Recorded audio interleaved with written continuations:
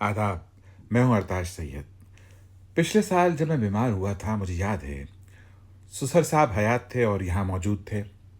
मुझे देखकर कहने लगे कि भई आपको तो बहुत बुखार भी हो रहा है, नज़ला, ज़ुकाम, खाँसी, ये किस तरह की दवाएँ आप इस्तेमाल कर रहे हैं? ठीक नहीं होंगे आप इससे? मैंने कहा, नहीं, आप परेशान ना हों, मैं ठीक हो जाऊँगा।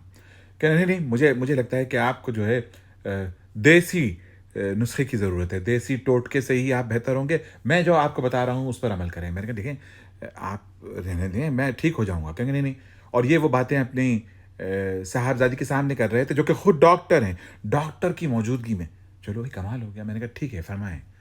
कहेंगे, आप ऐसा करें कि 5-6 अदद काली मिर्चें। मैंने कहा, जी ठीक है। और 3-4 अदद बड़ी इलायची। मैंने कहा, ठीक हो गया। 3-4 अदद आप करें छोटी इलायची। मैंने कहा, जी। थोड़ी-सी सौंफ ले लें। मैंने कहा, ठीक है। थोड़ा-सा ज़ीरा भी डाल दें। मैंने कहा, ठीक है। आप 1 अदद दालचीनी का टुकड़ा भी डाल दीजिए। मैंने कहा, ठीक है।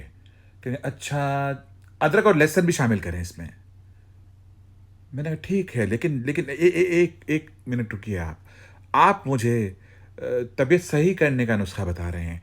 आप देसी टोटका बता रहे हैं। ऐसा ही है? कहें, हाँ, ऐसा ही है। आपको क्या लग रहा है? मैंने कहा, नहीं, मुझे ऐसा लग रहा है कि ज़ुबैदा आपा मुझे बिरयानी बनाने का तरीका बता रही हों। मुझे तो ऐसा ही लग रहा है भई।